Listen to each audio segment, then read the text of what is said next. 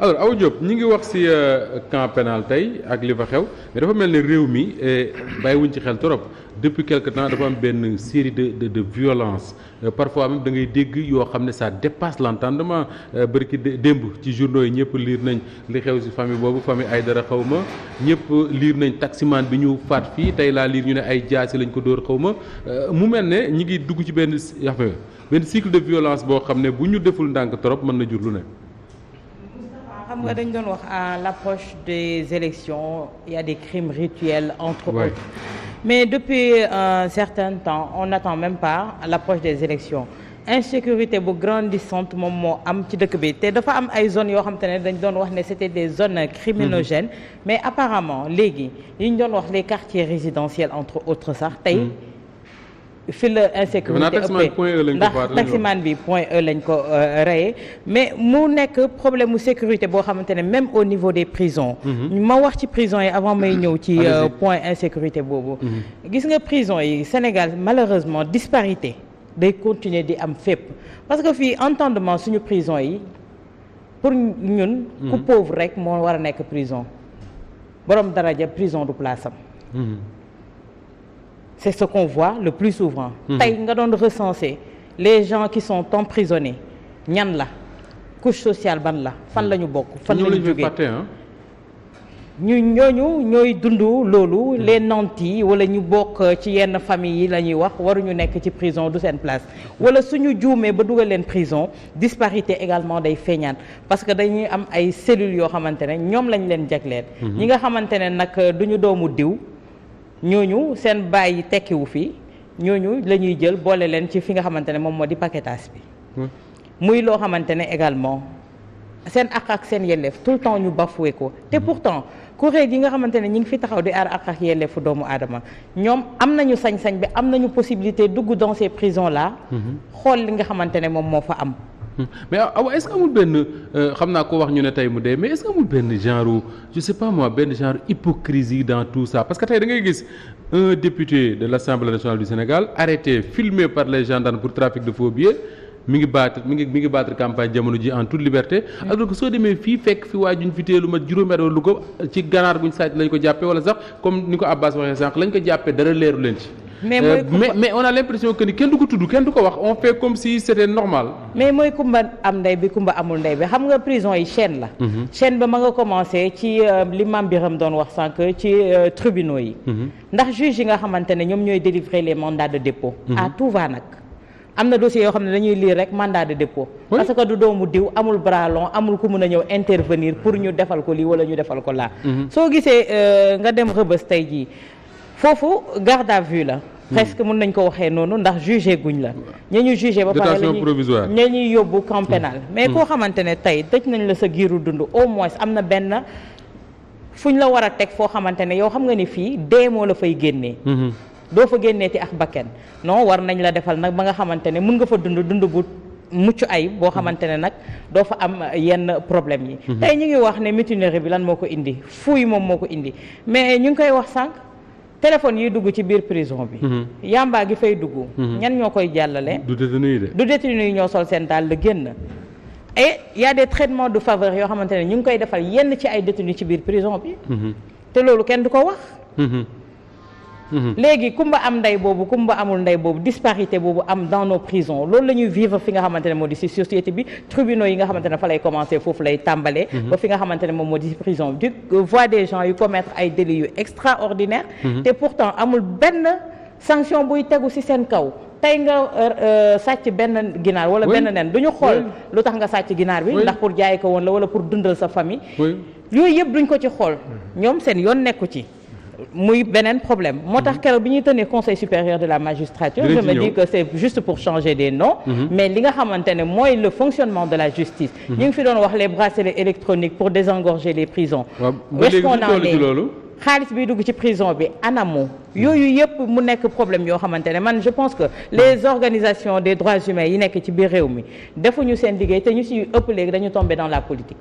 les organisations de défense des droits ñoom ñun jërë waxtaana la ñoom it xam naa dañu am occasion dinañ wax également si li awaturu sax muy conseil supérieur de la magistrature ak décision fa génn alors Pape Makhtar dans tout ça on a l'impression que ni réew mi kenn wër fee tabax prison moi je sais pas Pape mi ngi wax sànq ne déjà li fi tubaab bàyyi woon ci prison ñaar la xaw mi ci des yëpp c'était pas prévu pour ça budget ministère bi heure bu ñu wootee budget ñu ne prévoir nañ tabax prison nangam ak nangam mais ba léegi on a l'impression que kenn sañu fee tabax prison alors lan la benn croyance populaire qui fait que tey ku tabax prison yaa fay njëkk a dugg ci lañ jàpp ba léegi wala dañu jàpp ne comme le dit Awa Diop Ndiaye ñiy dem prison ñoom c'est des bons à rien bon grawul quoi mën na leen a tëj y a pas aucun problème. xam nga la ñuy naan tombeel waral ay gaaf. Et comme Mamadou Dia amoon na malheureux tabax prison dugg fa ñeneen présidents yi aussi duñ ko jéem. Mais c'est ça qui est malheureux parce que prison jommul kenn ñu fay nekk ay nit nañu ñoo xamante ni même respectabilité bi nañu am. surtout que sax bu ñu xoolee suñu population carcérale bu ñu leen nee par exemple les 40% sont en détention préventive c'est-à-dire ñoo xamante ni ba tey mënuñu leen ni. def nañu wala defuñu. Et loolu mooy poser problème parce que bu nekkee dañu ni par exemple que nit ki nga xamante ni jugé guñ ko ba mu am condamnation définitive dafay bénéficier li nga xamante ni mooy présomption d'innocence. Mais ki nga xamante ne il est présumé innocent nga dugal ko ci lieu boo xamante ne da nga koy privé de liberté loolu dafa ma en tout cas pour man dafa nekk loo xamante ne ay contradiction la. Nit ki dañuy ko tuumaal pour le moment amagul détention boo xamante ni amagul condamnation bu définitive. Donc dafay bénéficier de sa présomption d'innocence. Et pourtant très souvent li ngay dégg borom jànkatu droit yi di ko wax mooy la détention doit être l'exception. Absolument. Mais fii on a l'impression que la détention c'est la règle. Absolument liberté mooy principe la détention l'exception. Voilà. Mais malheureusement suñu système bi la mais aussi gis nga li ñuy wax ci juge d'instruction yeeg yooyu bu ñu la nee par exemple on a que 10 cabinets booy xool ci chiffres yi benn juge d'instruction bu nekk dina am plus de 250 détenus yu mu war a lijjanti loolu dafa nekk loo xamante ni lu doy waar la université Cheikh Anta Diop de Dakar. ñaata tey jii xale yoo xamante ni ñi ngi am seen ay master. war nañu mën a def ay ñu ubbil leen c'est-à-dire concours yi. ñu mën a def ay concours doon ay magistrats. ñi nga xamante dañuy dem yokku cabinet d'instruction yi parce que bu nekkee da ngay am population carcérale bi yokku ñi ngi naan 13000 ñi ngi naan 14000 mais au moins nga jéem a adapté si li nga xamante ne système judiciaire. Mais duñ ko def parce que dañ jàpp ni ñi nga xamante ne ñoo nekk ci kaso bi ñeneen nañu wute ñun ñi nga xamante ne ñoo nekk ci biir alors que tey dafa nekk loo xamante ne vraiment ku koy xalaat da nga nekkul nit. Parce que boo xoolee ki nga xamante ne nekkoon na fa di ancien ministre nekkoon fi lu nekk mi Karim Wade. boo xoolee ni moom yaakaarul woon ni àddunaam dina mës a nekk ci kaso ba fay def plus de 3 ans. Khalifa Sall aussi ak ñeneen ñoo xamante ne bu nekkoon daraja ak tur moo leen tere dugg foofu kon duñ dugg foofu te kenn foogul woon ni dañ fa dugg te pourtant dugg nañ fa. Am na aussi ñeneen ay kilifa diine ñoo xamante ni ci Sénégal bi ñu baax nañu yàlla baaxal leen tey jii ñu gis ay retombées lu bëri par rapport ak seen parcours boobu te pourtant jaar nañ ci milieu carcéral yooyu. Donc je pense que ni déjà ñun. Opinion bi ñuy am ci ñi nga xamante ni dañuy nekk ci kaso tey jii Moustapha boo ñëwee da ngay xëy suba dem seeti benn détenu rek dafay xaw a créer benn malaise sa kër parce que dañ lay naan ki ngay seeti comme mi ngi ci kaso bi rek defkat la. Oui. Te malheureusement dañu ni maison d'arrêt et de correction et contrairement nag nekkul correction li ñu fay yóbbu mooy maison d'arrêt et de radicalisation boo fay dem ay affaires yu ñàkk fayda nga fay demee mais boo fa génnee da ngay gën a sadik boo yu nekk ci quartier populaire yi. ñuy jël ay affaire de tox ay affaire yu kenn xamul ay crimes yoo xamante ni ay délits mineurs yoo xamante ni waroon nañ ko mën a gérer ci commissariat bi. Mais bu ñu leen yóbbee ci kaso yi bu ñuy dellu see dañuy sadik parce que dañuy am déshumanisation bi ñuy wax ni lan moo tere tey jii ñu jël benn porte magnétique comme ni ñu koy defee ci buntu aéroport yi kii dugg ñu fouiller la de manière très responsable mais ñu lay naan sëggal nga juutu am na yoo xamante ni ci kilifa même bu nekkee xale sax garaawul mais kilifa. nga yen naa ay sugal njul parce que dañuy xool ay armes am na yoo xamante ni c'est tellement dégradant mais président yi ñoom ñoo si dul jël seen matuwaay parce que yaakaar nañ ni foofu dañ koo jom parce que milieu boobu noonu du seeni milieu te effectivement aussi ñoom bu ñuy dugg ci kaso mais duñu dugg ci yeneen kaso yi dañ leen di aménager seeni kaso dañ leen di defal lépp et puis dañ fay am ay privilèges yoo xamante ni ñoom dañuy mel ni ku nekk seen kër bu ñu fa defee 3 mois 4 mois ñu xëy suba ñu yóbbu leen pavillon spécial te man li ma jaaxal mooy chaque jour nga dégg ni am na ay détenus yu feebar te ñoom du ñu mës a bénéficier wala xalaata bénéficier li ñuy tuddee pavillon spécial ku dul homme politique du dem pavillon spécial wala ku dul autorité ku am tour ci dëkk bi du dem pavillon spécial donc am na vraiment yu bëri yoo xamante ni ñi ngi ci société bi te loolu dafay wane que li ñuy wax sànq mooy disparité yeeg équité bi ñuy wax ak traitement égalitaire bi ñuy wax yooyu yëpp ay principe la mais bu ñu xaar sécurité ci biir kaso ci biir kaso. buñ ko xaar parce que yow yaa ngi koy wax léegi insécurité bu nekkee ci mbedd. oui état bi yow bu la lijjantiwul depuis quelque temps waaw boo nekkee yow fi nga xamante ni da nga war a nekk ci benn climat bu paisible nga mën a dox say soxla en toute quiétude bu nekkee yow amatoo quiétude boobu amatoo vie bu paisible ci milieu bi ñu tuddee ni suñu société. nga yaakaar ñu ne ci kaso bi daañu ko am. c'est pas possible. alors Ramatoulaye pour boucler ci chapitre boobu qu'est-ce qu'il faut faire tey pour que est-ce que enfin Pape Makhtar wax na ko sax dafa am benn croyance populaire bu ñu def autour des prisons là mais au moins pour que prison yi fi nekk mu am sécurité ak le minimum pour doomu aadama mën a dundee le temps de purger sa peine. Pour que ñu arriver à ce stade-là il faudrait d'abord que autorités yi ñu respecter déjà li nga xamante ni moo di les principes fondamentaux des détenus des traitements dus aux détenus parce que li ñu gis ci prison yi non seulement ñi ngi wax affaire longue détention yi déjà et puis on se rappelle en 2014 boobu temps Boubou Diouf Tall nga xamante ni mi ngi doon def il est observateur national des lieux de privation de liberté ba muy def tournée defoon na une tournée boo xamante ni en ce temps-là man ça m'avait trouvé à Thiès ñu def une visite au niveau de la prison de Thiès mag de Thiès bi mais ba mu ci génnee lu mu wax mooy que ce qu'il a vu moom ci prison yi nga xamante ni visité na ko yëpp ça veut dire que ni ñoom les prisons ne respectent pas les normes internationales donc déjà problème la en 2014 la waxoon loolu 2014 ba léegi y a combien d'années yoo xamante ni jaar na te amul aussi benn rapport oui et puis il y a aucune amélioration bu ñu xoolee ci conditions de vie des détenus te pourtant toujours ci principes fondamentaux yi nga xamante ni moom mooy jagleel traitement des détenus dañuy wax également que le détenu doit être traité avec dignité mais li ñu fiy gis ñu ne également que raison sociale ak tout ça la warul mën a nekk da ngay gis koo xamante ni par exemple il est détenu comme ni ñu koy gisee koo xamante ni waroo tenir compte ci race bi encore moins ci couleur bi ou bien même ci son niveau social sa classe sociale mais liñ fiy gis wax nga ko sànq gis nañ fi député boo xamante ni moom il est en train de vaquer à ses occupations te pourtant lan moo ko ci génne liberté provisoire boo xamante ni ba tey jii ni on a vu la vidéo qui circulait et tout ça n'empêche fi mu nekk ni amul lenn lu ko ci fekk mais donc pour arriver à ce stade comme ni ma waxee rek il faudrait que les autorités d'abord ñu tàmbali respecter lii nga xamante ni mooy ces principes fondamentaux là respecter d'abord cette personne le détenu parce que c'est un être humain donc dignité bi war ci moom dañ ko war a respecter benn également bañ a am benn traitement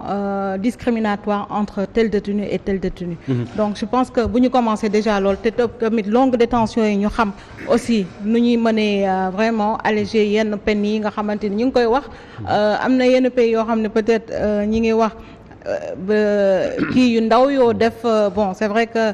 fii egguñu ci stade boobu ñi nga xamante ni ñooy tax chanvre beeg yooyu peut-être am na peine yoo xamante ni dañ benn cornet yamba jërul tëdd prison waaw mais comment nit sax da ngay tëdd prison mais défaut de carte d'identité oui soo xam kii moo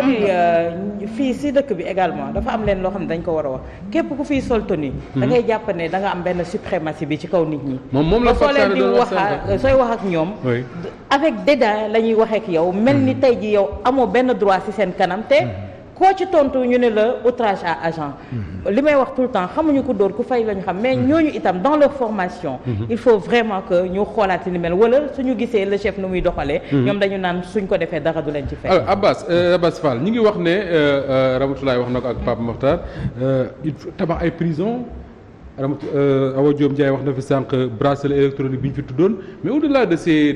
enfin je dirais pas des gadgets au-delà de ces petites mesures là nañ tabax prison nañ def lii est-ce qu'il ne faudrait pas repenser la politique carcérale même au Sénégal? Oui mais bien sûr mais pour repenser la politique carcérale au Sénégal il faut que administration pénitentiaire am statut est-ce que xam ngeen ne administration pénitentiaire amul statut? amul statut non am na mais on oui mais amul décret d'application. Non mais en fait ça revient à la même chose. Non mais amul statut en réalité parce que ñoom seen bopp dañ koy kaas. boo xoolee ce sont des militaires qu'on met à la tête de l'administration pénitentiaire. donc amaguñu un statut buy tax ñoom ñu am sax benn autonomie pour gérer les prisons comme il faut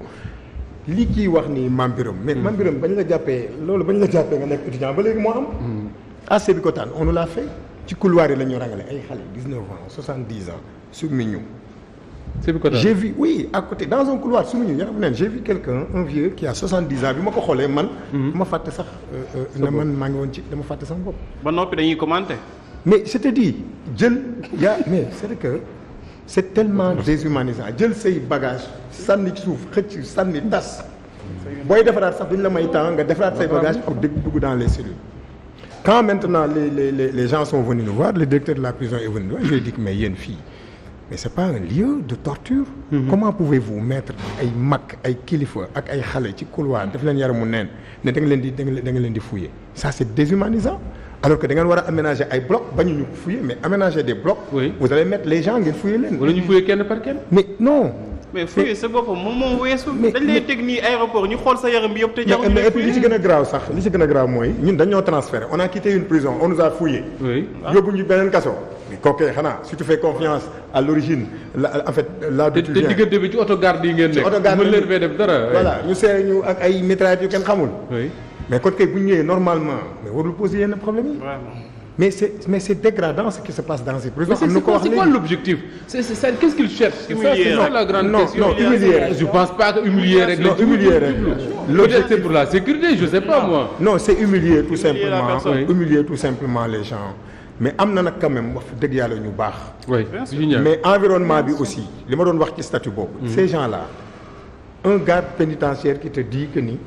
il a 75 000 francs par mois mais kooku am na ku ma ne. suñu frustration bi yëpp on est obligé de verser ça de déverser ça sur les prisonniers parce que nous vivons des conditions extrêmement difficiles man un garde pénitentiaire moo ma ko wax xam naa ni il me regarde donc il faut repenser c'est vrai la politique carcérale mais gis nga ñii tant que ñoom jaaruñu kaso duñ ko xool ñi jiite réew parce que j'ai entendu un jour quand même Moustapha Cissé Lo Oumar Sarr mi nga xam ne ministre la léegi ci gouvernement wu Macky Sall mas na fi wax ne Macky Sall il faut mu ñam prison pour xam li fa xew mais Moustapha Cissé Lo dem na fi visiter prison yi génn di jooy ne nañu xoolaat kaso yi parce que liy jombul kenn donc am na moom lu mu sentir c'est une question de mauvaise volonté aussi du leneen. parce que pour yow gaañ amuñu volonté wu de tabax ay prison non amuñu ko li ñu am volonté def ñu ngi koy def mais c'est une question de volonté tout simplement au-delà maintenant des questions de superstition te man gëmuma loolu parce que kaso normalement bu lépp jaaree yoon ku deful dara waroo fa dem donc ce qu'il faut au-delà de l'administration pénale repenser aussi les conditions yi ñuy yóbbu nit ñi prison mais nit day ñëw mais cave ba da ngay taxaw procureur day ñëw rek diw nga ñëw 3 mois diw 3 mois mais c'est incroyable comment on amène les prisons benn waaye nee na mandat de dépôt moo gën a yomb sax ceeb ci dëkk bi mandat de dépôt moo gën a yomb ceeb ci dëkk bi mandat de dépôt rek ngay dégg pour des gens qui quelquefois n'ont rien fait moi j'ai fréquenté des gens yoo xam ne pour des questions civiles loo xam ni ça n'a rien de pénal on les a amenés en prison contrat boo xam ne daf ko signé ak kenn parce que tout simplement contrat bi am na problème kooku am na doole boole ko procureur bi yóbbu ko def ko mandat de dépôt moi j'ai vécu ça en prison j'ai partagé ma cellule avec quelqu'un rapidement donc pour dire que ces questions là war nañ ci toog ñu xalaat ko parce que lii ñuy def nii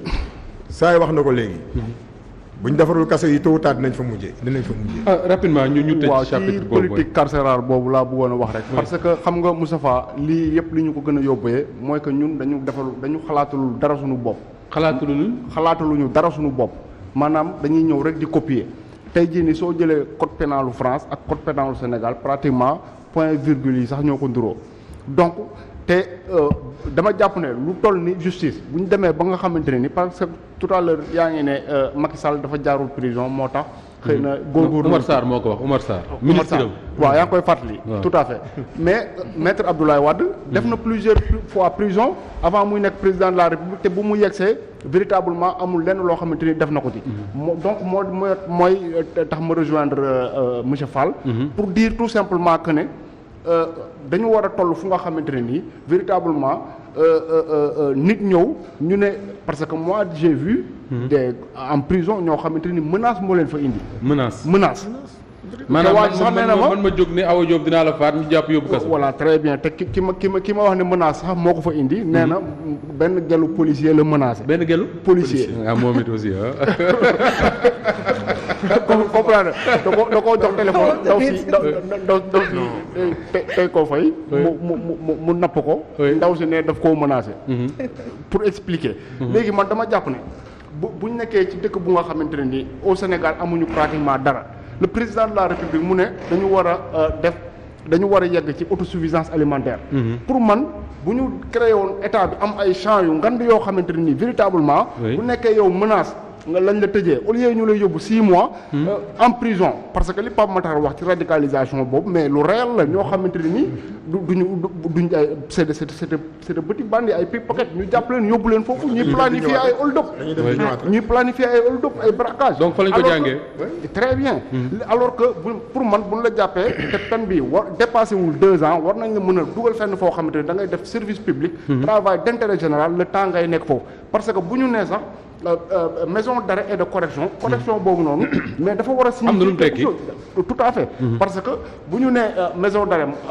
Rebeuss dindi nañu see bi léegi maison d'arrêt la foofu mën nañu comprendre ñuy téye nit ñi pour un certain temps le temps ñu juger leen mais pour ñi nga xamante ne dañ leen a war a jàllale camp pénal parce que te def nañu un délit man may koy tuddee un délit mineur loo xamante ne nii garaawul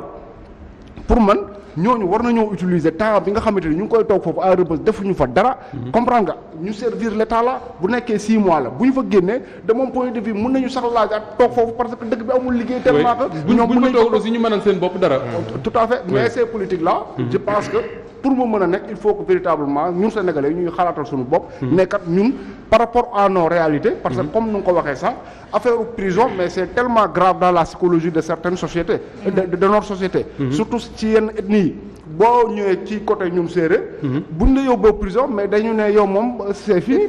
tu es terminé tout à fait alors que pour man buñ la jëloon parce que loolu détenu yu koy bañ du bëri boo gisee les conditions yi ñuy nekkee à Rebeuss mais dugal la ay chambre